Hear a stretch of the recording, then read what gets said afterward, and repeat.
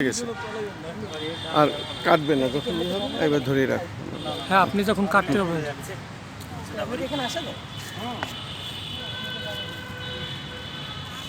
দর্শক, আমরা কাছে আনবো।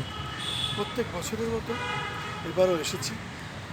বাংলাদেশের বিদ্রোহী কবি, জাতীয় কবি, সাম্যের কবি ও ভালোবাসার কবি, প্রেমের কবি, আপনারা যেভাবেই বলবেন সেই ধরনেই সব জায়গায় উনি আছেন। সেই কবি কাজী নজরুল ইসলামের কবরস্থানে আমরা আজও এসেছি শ্রদ্ধা নিবেদন করতে, দোয়া মোনাজাত করতে। আমরা প্রত্যেক বছরই সাধারণত আছি ওনার জন্মদিন এবং মৃত্যু দিবসে। আজকে হলো ওনার জন্মদিন, আজ 125তম জন্মদিন, এবং সেই জন্মদিনে আমরা এসেছি এবং শ্রদ্ধা নিবেদন করছি।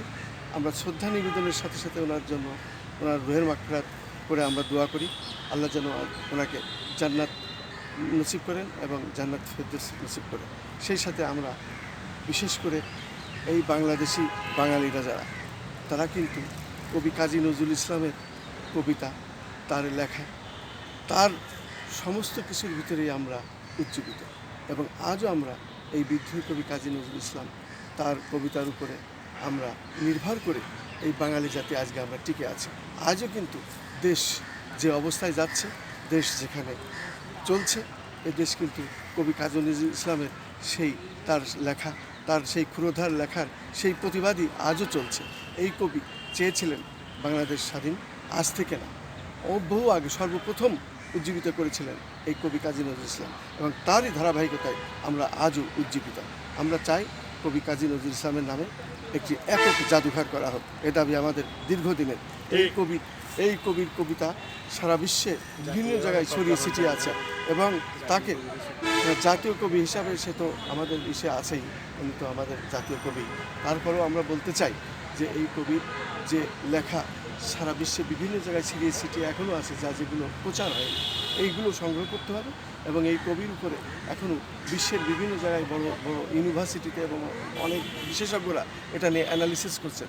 এই কবি কাজী নজরুল ইসলাম সে আসলে কি, এটা বোঝার জন্য আসলে এখন পর্যন্ত এই বুদ্ধিজীবীরা, বিশেষ করে যারা এটা নিয়ে চিন্তা চেতনা করেন, তারাই এটা ভাবছেন যে দুঃখ মিয়া, যে একজন হোটেল বাবুর্চি, সীমিত লেখাপড়া শিখেছেন, বিশ্বযুদ্ধেও সে অংশগ্রহণ করেছেন, সেই কবি আসলে এই কবি কি আল্লাহ প্রদত্ত এমন একটা বিষয় যা কল্পনা করা যায় না। এখন আমরা মুসলিমরা যারা এই দেশে সারা বিশ্বে যারা বসবাস করি, তারা এখন ওই রোজার সময় কবি কাজী নজরুল ইসলামের গজল, তার ইসলামী গান না হলে যেন আমাদের রোজা পূর্ণ হয় না। সেই সাথে ঈদের সময় ওই দুই ঈদেও ঠিক কবি নজরুল ইসলামের সেই গজল এবং ঈদের উপরে যে গান, এবং উনি ইসলামিক যে গানগুলো রচনা করেছেন, সেটার উপর শুধু ইসলাম নয়, সারা বিশ্বের সকলের প্রতি উনি সকলের কবি, যেটা আসলে এখন আসলে না বললেই আসলে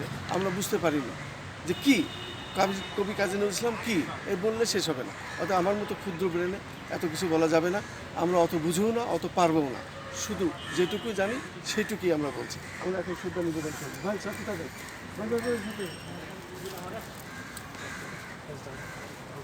আচ্ছা আগে আসুন। ঠিক আছে, ঠিক আছে।